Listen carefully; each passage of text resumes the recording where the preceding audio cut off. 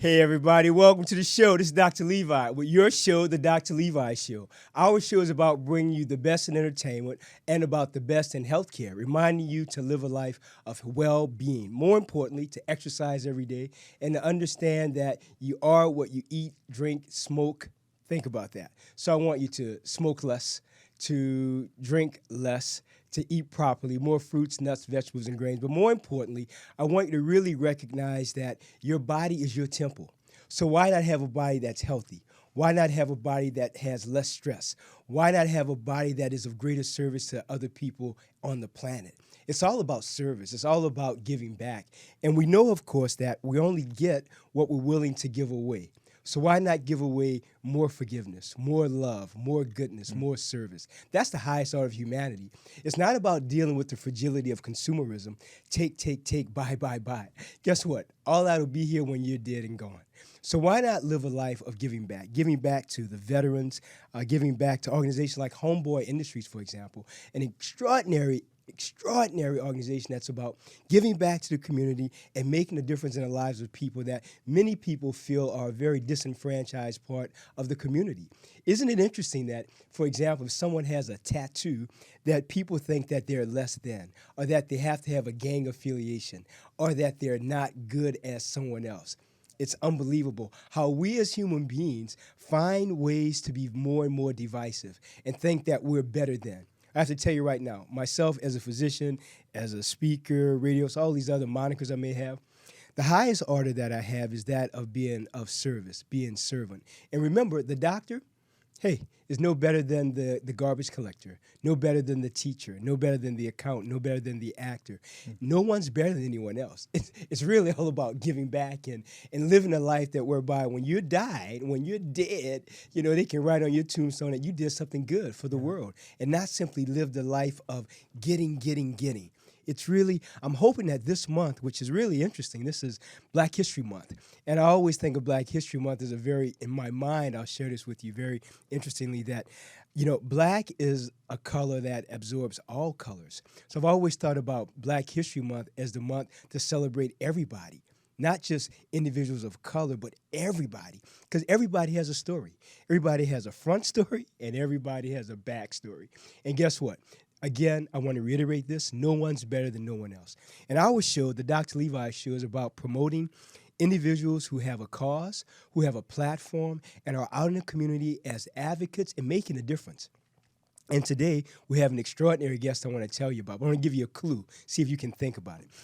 His name, if you put the three letters of his name together, let me say this. His name is an acronym or a synonym for battle. All right? That's all I'm going to tell you. So let me just say this. He's a peaceful type of that. The first three letters, if you can get that, you're pretty smart. And if you can't get it, I'm sure you're pretty smart also. So with that said, I want to thank you again for joining my YouTube channel. We have over 12,000 plus subscribers now. Our goal, of course, is 1.5 million. I know that's going to happen by the grace of goodness. I've already thought about it, meditated about it, and I've seen it happen. And of course, that's what life is about. We create our lives with our thoughts. So I want to remind you to use the techniques of creative visualization, to use your mind to project into the universe what you want to create. So if you have less prosperity, well, don't think about wanting more money. Think about having it already. Feel that feeling of having more. If you want to have more success in your career, then see yourself with that Oscar, that Grammy, that Emmy. See yourself with that Golden Globe. See yourself with that expanding bank account. See yourself as being in a happy relationship. If you're in a poor relationship or one that doesn't work with you, well, guess what? Well, how can you think about wanting a better relationship when you're still stuck in the mud of the old one? We have to remind ourselves that we have to let go of the old to welcome the new. Think about this. Someone told me this very wisely. Her name is Adele Hodge, extraordinarily wise woman, actually one of my mentors. She told me once that. She said, well, Levi, you have to remember sometimes, son, you have to let go of the good to get better, and you let go of the better to get the best. I've always thought that has great, great power to remind us to not be stuck in our patterns of doing the same thing every day, having the same friends, having the same conversations, going to the same gym, doing the same exercises. Jeez, do something different. Wake yourself up. You want to set new patterns in your brain to make a difference in your life. And when it comes to making new patterns in society and having change in what we think about people, I want to tell you our guest today. You ready for his name? Again, I said battle. What about war? W-A-R. What about the great, ineffable Wilson Antonio Ramirez? That's what I'm talking about. We have him here today. So I want to thank Wilson for joining us today. So thank you, Wilson. How are you doing? Thank you, man. Great introduction. I love it. I'm just sitting here in awe of you, just watching you like, man, this guy's bad. Oh, well, thank you, man. Well, I'm glad that you're with us today. It's really, really wonderful.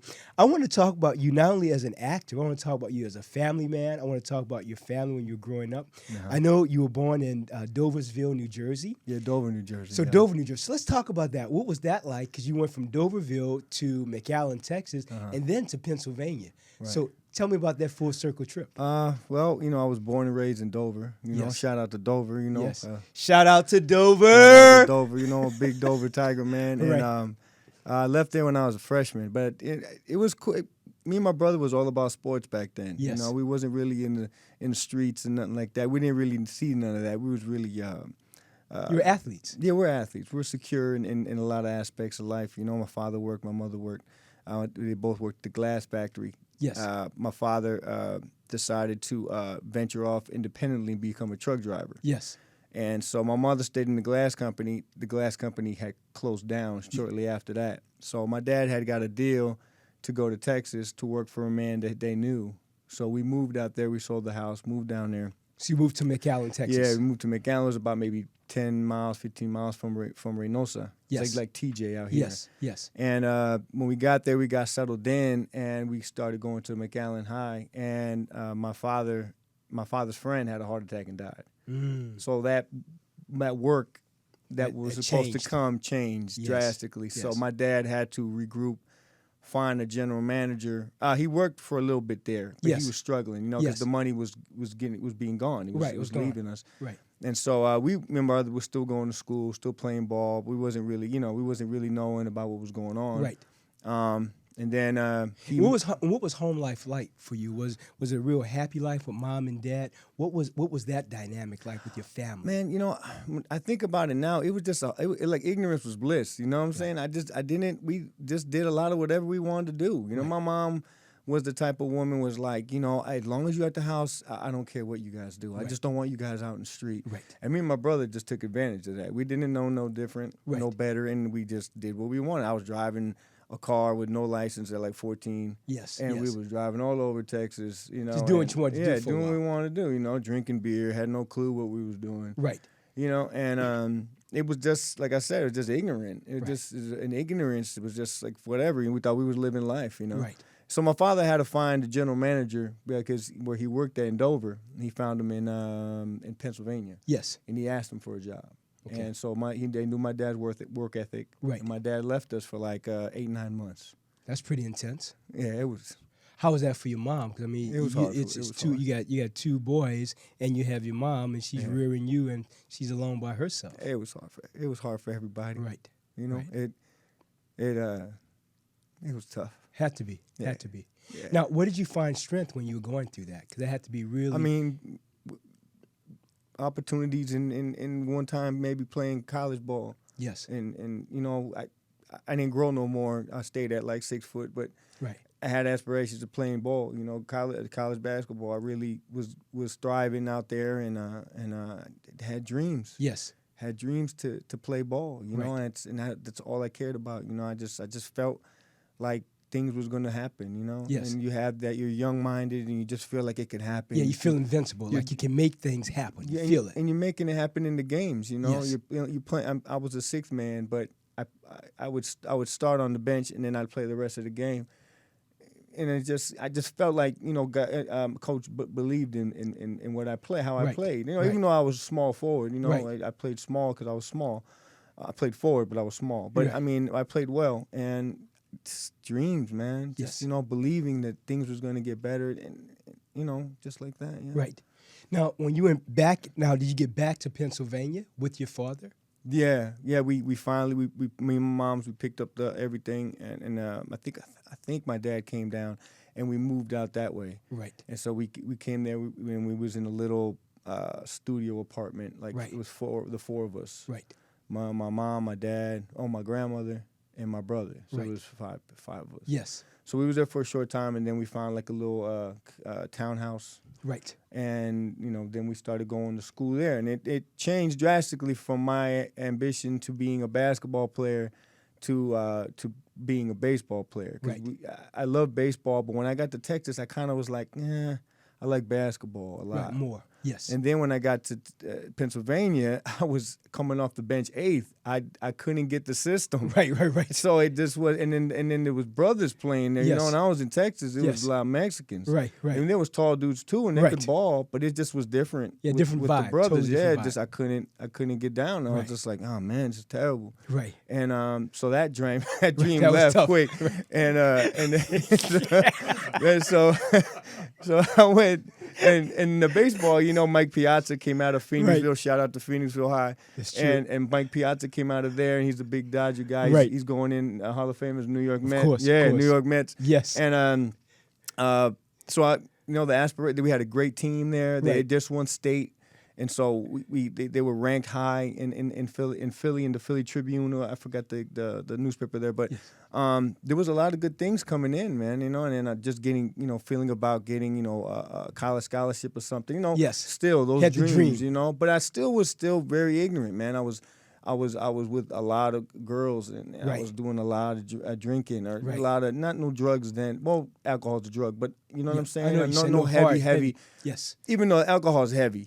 Can be. Let's not True. play around, but True. you know what I'm saying? I It's do just at understand. that time I wasn't like doing blow or Right. doing anything else, and it was just ignorant, man. Just I didn't know, man. I didn't want to like. I tell my kids now. I said, look, which they haven't really done, but I gave them the knowledge. I said, man, you want to go to college, you have to start now. You have to go to your Absolutely. counselor, and you have to ask Yes. for this and ask for that, because they're not gonna hand it to you. Right. You have to know the system and know the pattern that you have to follow to get to those goals that you Yeah. set, especially academically. Yeah, and by the time you're a senior, you way It's kind of behind. late. Oh yeah, you're behind. You what I'm saying? Yes. It's like, because you were an educated man, so Yes. it's like you need to be on it. Early. Yeah, Very, very early. So This is true. that's kind of like the where we ended up there, and then getting there. Then I graduated. Right. So you graduated from Phoenixville. You left from Phoenixville High. Phoenixville High in Pennsylvania. Yeah. Now, how did you get here to Los Angeles? Well, me and my dad was working at the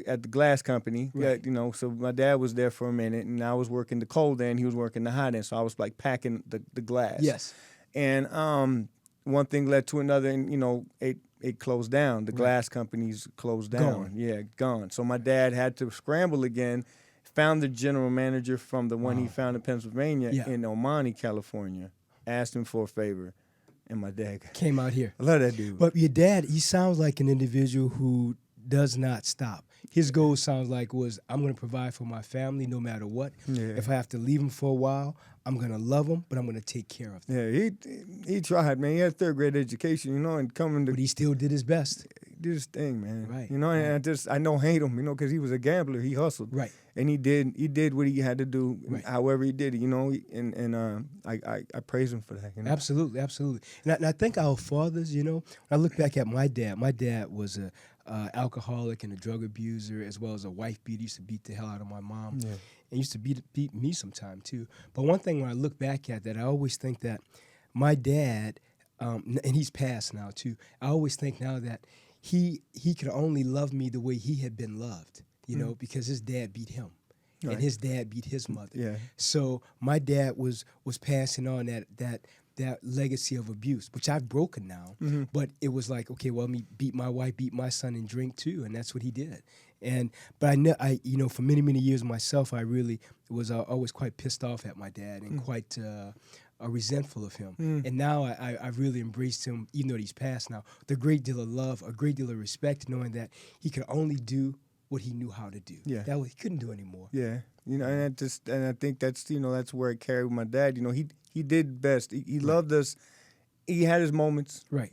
but he was a tough cat. Right. He was a tough cat, and if he didn't want to be around you, he didn't want to be Let around you. you. Right. And so he moved to Omani, and it was another another 9 some months like that Right. away. You know, him building, trying to gain some money. Yes. And then me and my brother got drafted to Seton Hall. He got picked up by Cleveland. That's great. Yeah, but he didn't want to go to play rookie ball, so he went to Seton Hall University, and he got a scholarship there. And so we left him there, and then we packed up our stuff, and me and my mom, we drove. Really? Yeah, man. We was hallucinating by the time we was in I'm sure you Arizona were, desert. man. We was like, man, she was. I laugh to this day. We had the whole car packed. It was the Caprice Classic, and we Yes. had like a little small thing that you hitched on the back. Right. So I had it all. I did not. It was I did packed. not weigh it right. So Right. it was just like the weight was all at the bottom. Oh, It's so just the car was just going up bad. and down. My mom's legs was numb because everything in the everything was in the middle aisle. Pressing on Yeah, everybody. she's like, I need to get out. I can't feel my legs. Oh man, so we was hallucinating. We was dying. By the time we got to Grand Avenue and Covina, we was like, I don't know what's going on. We done wasted so much money. It was just, you know, all the security, all the savings was gone. Was man. gone. And you had a numb leg. Yeah, we must have stopped. We stopped like I don't know how many times. And she's like, you can't keep driving, and you gotta stop. We gotta sleep someplace. I was ready to sleep in the car. Well, We you just really- get there, you know. just- Right. She was like, nah, but it was just kind of cool though, because it's like, oh, mom said we gotta stay at the motel. We gotta Let's stay stay there. at the motel. You know what I'm saying? Get some room service, whatever. Right. Right. You know, so, and that was the thing with my mom. My mom was always that type of person. Like it was such a blessing, but it was a crutch. Yes. It was yes, a crutch, man, yes. because she gave me so much, and Right. I took so much Right. that after a while I didn't know how to do me, Right. Right. and it was so hard. And that's when I got to LA. I had already kind of got a taste of the gang life from Colors. Yes. And I always tell people I saw Colors, and I was like, whoa. I said, I'll never be in California anyway. Right. Sure enough. You came out. Here I come. Right. And then the first thing I didn't go to school. I didn't go into anything. I learned where all the gangs was. Right. I don't know why. That was your priority. That was my thing. I mapped out, and I knew where everybody was. Right. No one knew me. Right, but you I knew knew them. where everybody was. Right. It was craziest thing, man. It was like a geography Course and I for was you. yeah, and You I knew where the demographics were located. exactly. And I went, oh, this is where the tough guys are at. And I went and I would scope it out, and then the Right. next thing you know, I got involved. I started doing some security work. Met a friend. Right. We got good with each other. He was like, "Hey, come to the hood," and I was like, "Came to the hood," and it just Snowballed. Snowballed, man. Now, when you were with the gang, though, did you feel the gang gave you power? Or did you feel the gang gave you security and peace? There was a lot of power and security at first, and I think that's what I was looking. I didn't know what I was looking for. I didn't know who I was. I was this kid that my dad he said, "Be a man," Right. but he didn't break it down. Like, what did that mean? Yeah, he said, "Be good." Yeah, what does that What mean? does that mean? Right. So right. I was like, that's how I was. So I Right. was this big dude who didn't know anything, and I'm literally being taught by kids younger than me. Right. How I'm, to be a I'm in my man. 20, Right. and these kids are 17, 18, and they already about it. Right. Because they had to grow up faster than me. Oh, yes, to survive. Exactly. In the LA streets, they had to grow up way faster than me. Right. So I'm learning from these young dudes, and I'm kind of funny in a way. I'm like, dang, I'm learning from these young dudes, but I love them. I love them to death. Yeah, you know? like your brothers. Yeah. Now, what did your mom think about this as you made this transition to gang life from being her, wonderful, humble, athletic son to now a gang member? I think she didn't want to believe it. Really? And I was really good at lying, And letting her know, Yeah. not letting her know. Yeah, not letting. I mean, things happen. I got into a real big fight one time. Right. Cracked my head open. I started shaving my head after that, Right. and then the clothes started getting bigger. Right. And what I'm saying, It was evolution. it was that time, and then she just she didn't want to believe it. She kind of was like, nah, you playing it, or she just Didn't want to accept it, wanted to Yeah. deny it. yeah. Now, what did she say as you started getting more and more tattoos, for example? Was that something that she would comment on or just not say much about? First tattoo was when my dad passed. When my dad passed, I don't really remember what she said, Right. but it was on my chest, Right. and my dad had passed. He got hit by a car, Oh, sorry to hear and that. it's tough, man. Yes, I'm sure. I'm Because sure. he had so much life in him, man. He was always a healthy guy. Played Right. soccer. he rode bike. He was doing the show in Vegas. He was going to Rosarito and doing He was the active. He was active, man. He went out and he always used to do these little things. And he'd take a shower, go pick up my mom. And Right. one day my mom was like, "Pick me up. Your dad didn't come home." And then my mom, she was out in the front driveway, and Yes. she was looking out in the sky. She goes, "Something's not right." She knew. Yeah. She goes, "He's Oh, man. always home, you know." Right. And so we started looking at the hospitals, and he was gone. Gone. I'm sorry to hear that, man. That's a horrible loss. Yeah. You know, in medicine we always say that there are 5 to 6 horrible losses we have in our life. The first is called the horrible of the horrible, which is a child before the parent. Mm-hmm. So the child, then our parents, a spouse, a grandparent, our pets, and of course in there is a brother and brother or sister. Yeah. But a father, that loss isn't, even if we're not close to them. I wasn't that close to my dad. Yeah. It's still a tremendous loss, though. Yeah, It it is, and then me and him wasn't seeing eye to eye. He would get he knew. It's like him and my mom had an understanding, but my mom would kind of tell him to slow down, and then my Right. dad, you can tell he just was different. He was upset. He got tired of talking. Right, he just had a lot of fire inside. So Yeah, the fire was inside. He walked by me. You could feel the fire feel in it. him, but he didn't know what to tell me anymore. Right. And it was like and then I was good liar, and then when he was working nights, I was gone, and when he was Right. working swing, I was gone. So he didn't know. Yeah, and I still had a controlled drug addiction. It was still manageable Right. at the time, so I was able to cut it off and do what I had. At this time, I started doing cocaine and Right. stuff. Is that okay to say? Oh, you can say everything. Yeah, this is open and I started doing cocaine, and then I started smoking crack cocaine. Started Right. smoking Primos, and then And what was what I'd like you to tell our audience, what was the initiation into using a drug like that? Because that's a powerful drug. To go from alcohol to cocaine. What was the thought of, I want to try cocaine today. Yeah. I want to try this crack pipe. Well, I want to hear, how do those transitions come about in your thinking? Is that because of the induction into a gang where everybody's doing it, so you do it? Or is it because you say, hey, I just want to try something different. I want a bigger, tougher, stronger, longer high? I think well, I did it because I was drinking real heavy one day, and I had to go to work, and Yes. I only had a couple hours maybe to sleep. Right. And I was a pretty good distance away from home. And then my friend was like, "Hey, take a bump, man." And I was like, "Nah, man, I don't." He goes, "I'll give you half a little bump. Right. Take the bump." So that was my initiation. That was just to get the bump, to get up, to drive home. Right. And then I felt the drip and all that stuff. And then Right. it was just like after that it evolved to I always felt a weakness in myself. I don't know what it was, man. I was always As strong looking as for you were, you something. felt weak Yeah, inside. man. As strong as you are, you felt that. As big as I was, I felt small for some reason. right. It was something, and then it was like everybody was doing it, Yes. and so it was like it was just party, man. So It was why not just- then? Yeah, so then it was why not? But then by that time it grabbed me, and when it grabbed me, It had a hold. yeah, it hit the area pretty bad.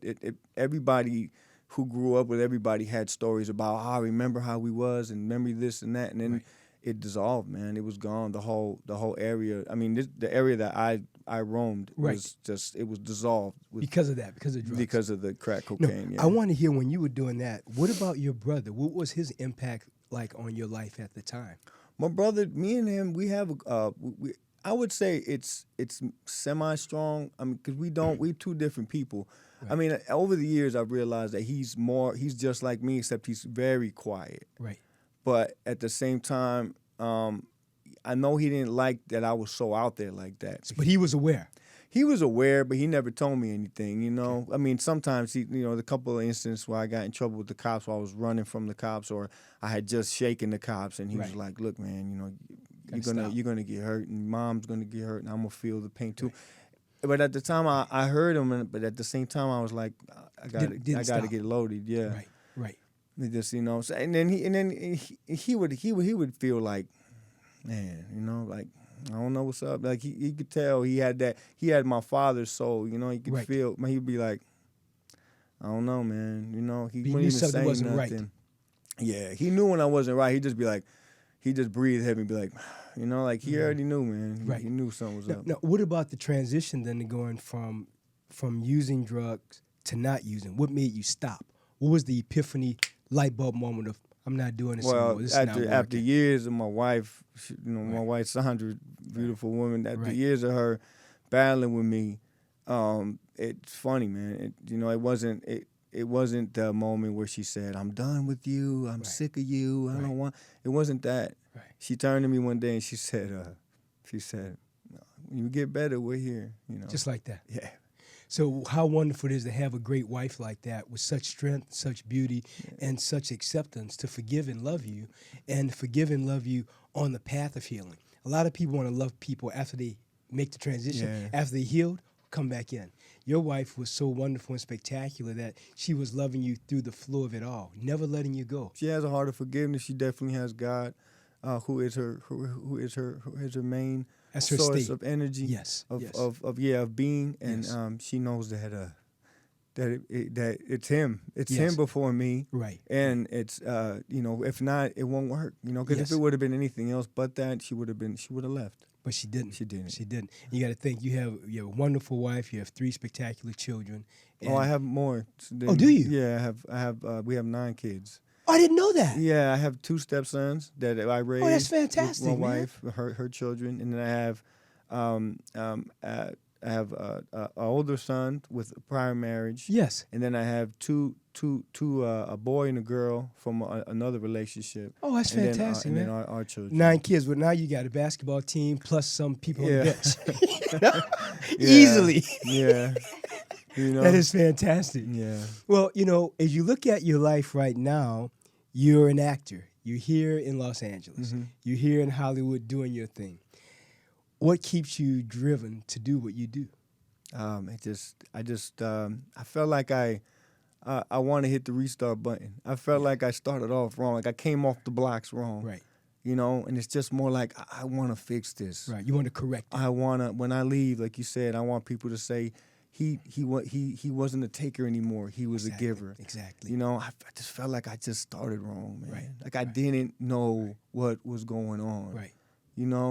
I was blinded by myself and blinded by just not understanding what it meant when people tell you certain things like follow education, do this. Right. What does that mean? Right. Why? Why is that important? Yeah, But I think it's great, too, that you, number one, recognize that, hey, I got off the blocks kind of slow. I wasn't doing the right thing. But now, how wonderful it is that you've made that realization and now making all the things right. Yeah.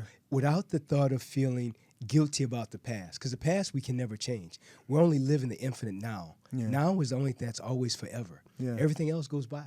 So I think I really applaud your courage and your fearlessness to, one, talk about it, but more importantly, to evolve into the great fortified spirit and man that you are, to do what you want to do and to do it in a way without any apologies. That's what I think is important, to live life unapologetically, fearlessly, and courageously. Yeah, and I was just learning that over maybe about a year ago. I really started coming into my own with my coach, Anthony Gilardi. Yes. He challenged me a lot.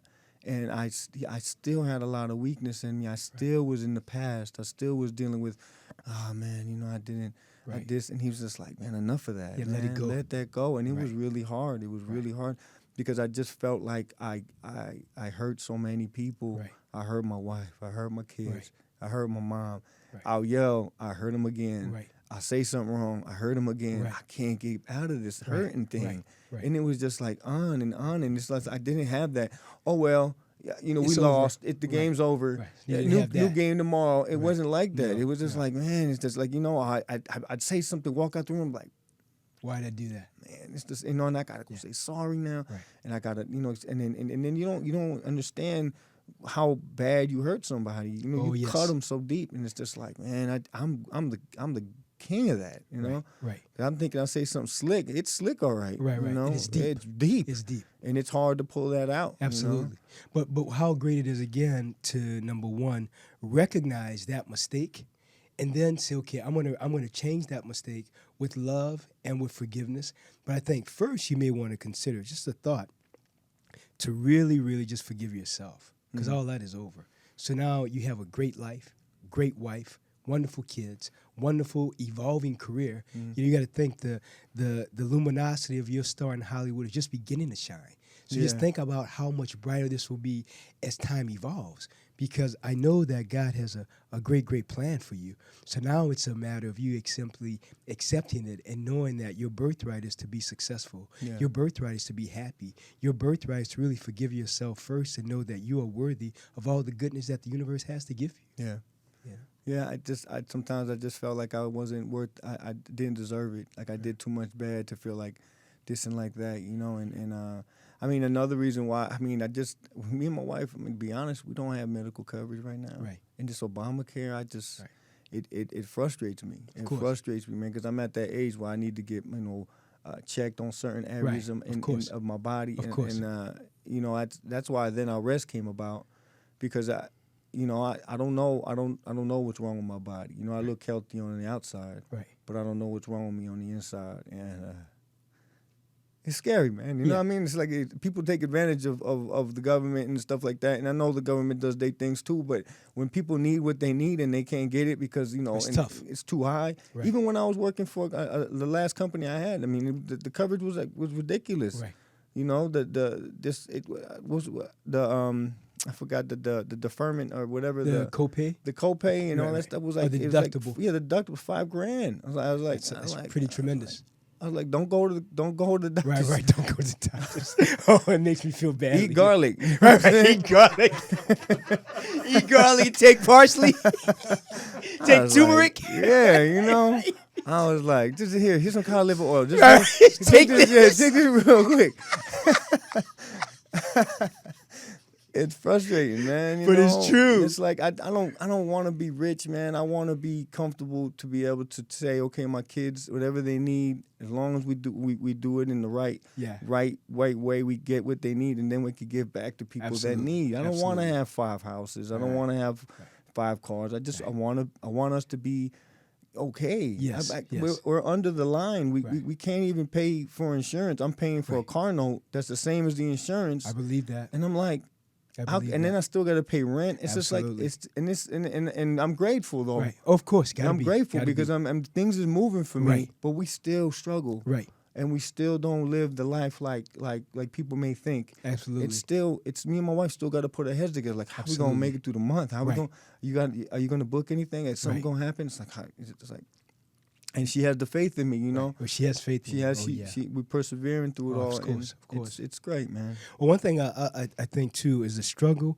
When I look back in life and think about the great thing about struggle, it makes us appreciate what is to come. Mm-hmm. When I was in, I'll share this with the audience. I've never talked about on air before, but when I was in graduate school at Howard University, I was homeless for about 4.5 months, and no one knew that I actually would take showers in the gym where I work out and lived in the lab because I had a roommate who was just had issues, and I didn't want to be a part of those issues, and so I was homeless for like 4.5 months, and there were times when I would actually not know how I was gonna make it. It was rough. I would eat every other day. Sometime I would go to the giant supermarket in D.C. and go in and take samples of everything because that was the way I could eat for that day. And I did that for, months. And, my mother, of course, I never told her that, or my sister, anyone, because I always felt very embarrassed about it and like it made me feel less than. But it also gave me this great appreciation for homeless people. People who are homeless, I give them the greatest respect because they're not homeless because they want to be there. No one wants to be homeless. They're there because within a system that has not afforded them the opportunities to do better. Yeah. And sometimes because of mental disease, mental disorders, and psychiatric issues. But I think we never know someone's situation, no matter how the veneer may look shiny and beautiful and spectacular. We don't know what people go through. No, we don't have this. We don't have that savings. We don't have that checking where it's and then we one check away. My wife drops right now. God forbid, she gets sick.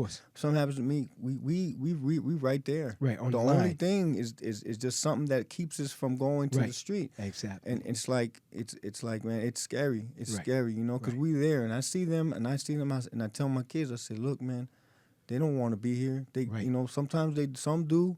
Some don't want. Some don't. And it's like you gotta stand out. Right. You gotta get away from that stuff. And I tell them, start now. Absolutely. Build Start now. Yes. Build now, yes. man. You know? And stay in education. Education is really a key, I think, to, something my dad said that always resonates with me now. When he used to say, I used to think, oh, the guy's so crazy, saying the same thing over and over. Right. But he'd always say, well, Levi, you want to just stay in school because school allows two things, son.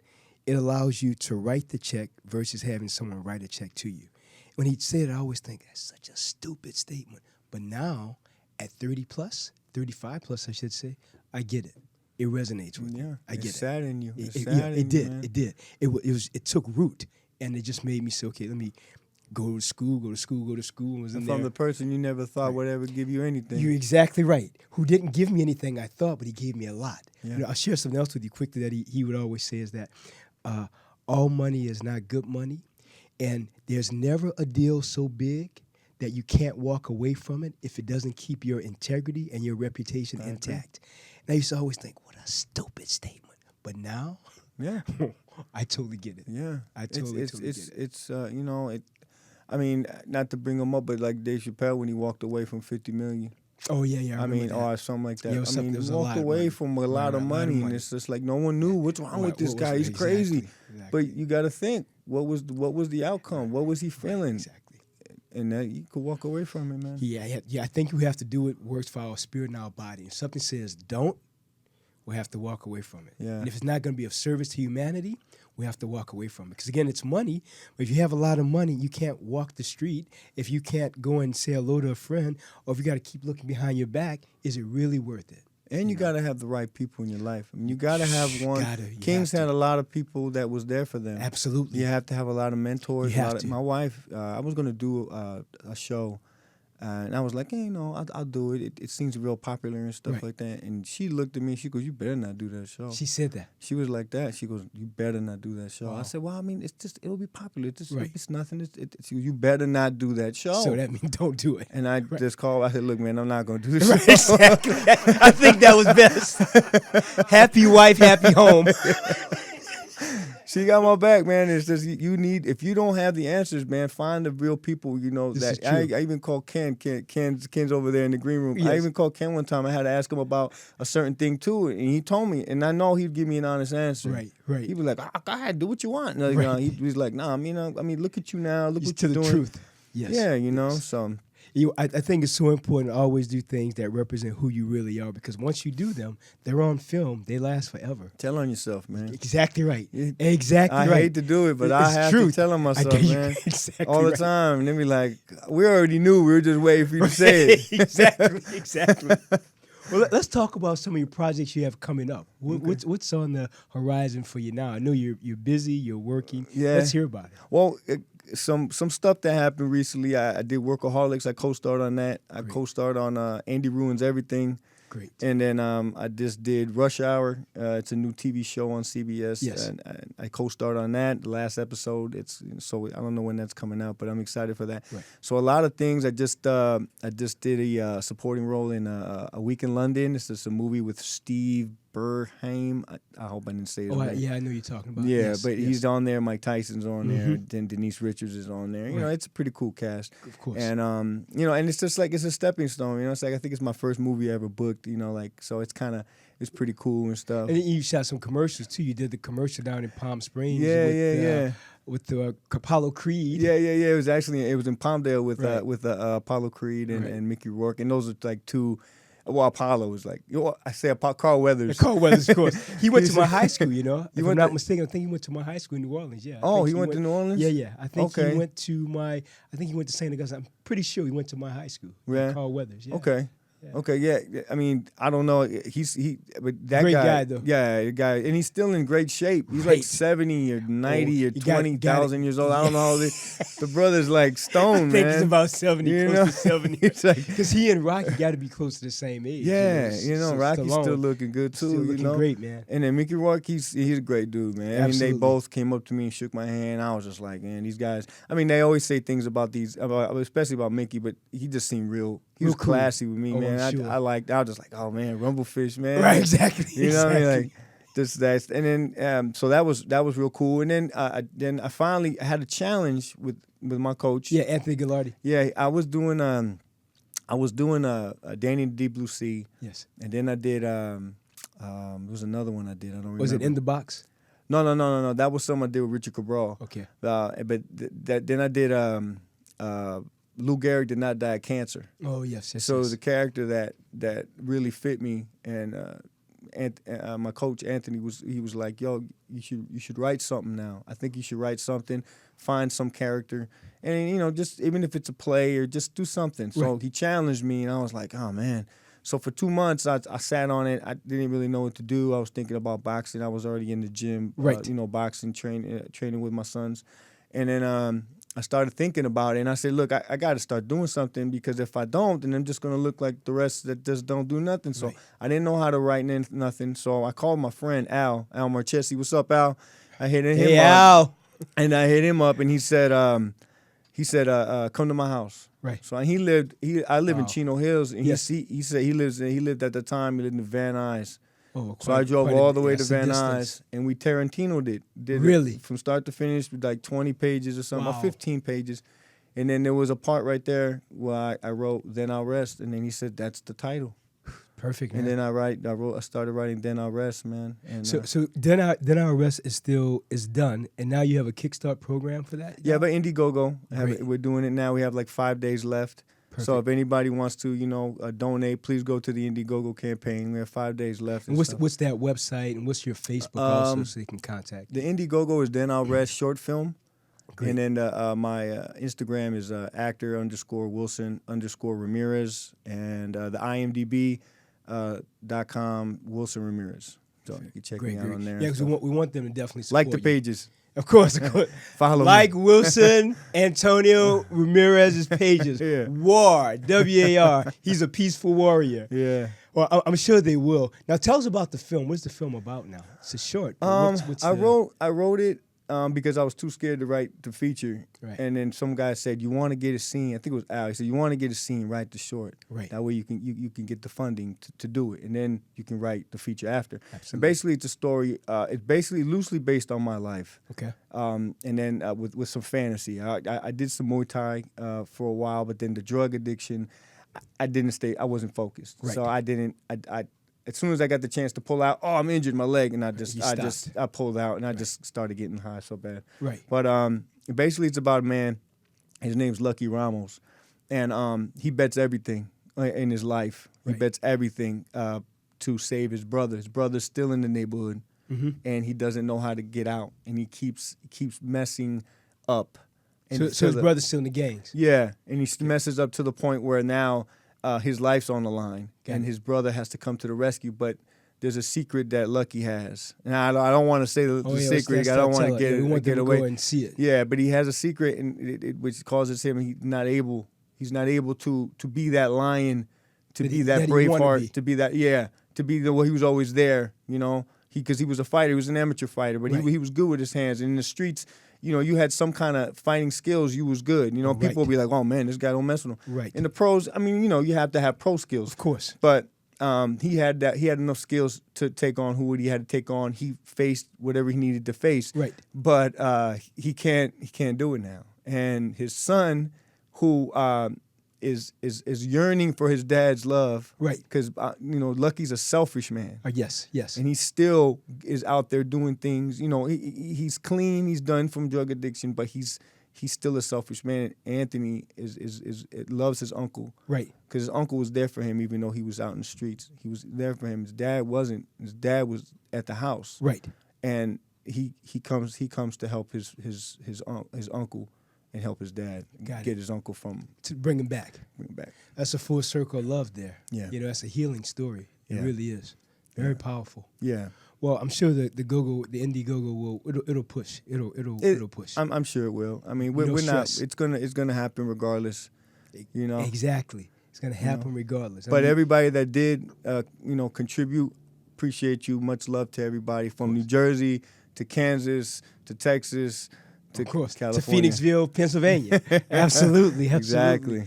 Well, when you look at your life as it's evolving right now, What keeps you the happiest and what keeps you the most grounded? What keeps me grounded? Just I don't know, man. Just keeps me grounded. Just knowing that that I'm doing the right thing. Yes. And that that I want to have a great ending. Yes. You know, That's important. staying solid as possible. It's a tricky question right now. It's hard for me to answer that. Yes. Being grounded. I don't know. I just really want. I mean, all this stuff, all these great things that's happening. It's great. Yes. You know, and I'm just grateful that I'm going after things. Right. And that my family is with me. Yes. And that I'm able to give them something before I go. Right. And just the perseverance that that I'm trying to obtain, to stay on, you know. Right. That's what keeps me grounded. Yes.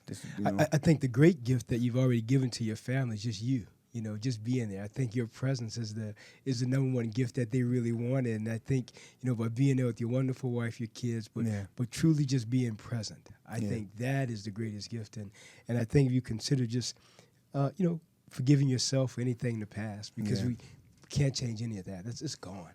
But we can really change the future by how we treat people, how we forgive ourselves, and how we love and know that everybody has value. Yeah. Everybody should be included. We live in this world of inclusivity versus what other people think is very divisive. It's not divisive. We have to bring everybody in because nobody's better than nobody else. Yeah. That's the bottom line. Yeah. You know? I think you're a great actor, of course, Thank you. And truly a great man. And I think the community is fortunate to have you here. I also want you to talk briefly about the tattoo removal via Homeboy Industries. What's going on with those guys? Well, Homeboy Industries. That's a great organization. Yeah, it's a great organization. You guys, anything you guys need help, the neighborhood, people coming out of gangs, coming out of prisons that need to go and find themselves and get started and make a new life. Homeboy Industries is the place to go. I mean, shout out to my friend Hector Verdugo. I'm gonna leave the number with my friend. Yes, Janet, and she, you know, I already talked to him about you guys. Fantastic. And stuff like that, and he's excited. And basically, the tattoo removals, it's great for anybody who wants to start over. Right. That's how I take it. Yes. Because I'm doing it myself. I'm getting my tattoos removed on my neck. Yes. I got them. And, you know, I was in my loop-de-loop phase. Of course. You know, I don't, you know, people always say, if you're going to get a tattoo because it means something, because it's spiritual.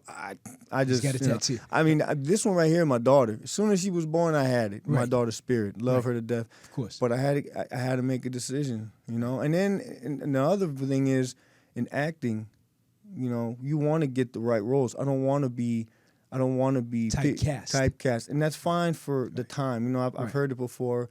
You know, from my agent, from my manager, you need to get typecast and stuff. It happens, but I know I can do more. Of course. And this, I know. I had a friend tells me you talk with your heart. Right. But at the same time, you know what I'm saying. You want your body to reflect. I want to be able to say, you know what, I made a mistake. Exactly. I'm not ashamed to say, you know, this is a mistake. Right. You don't want it to brand you for life to say that you can only do this type of role forever. Right.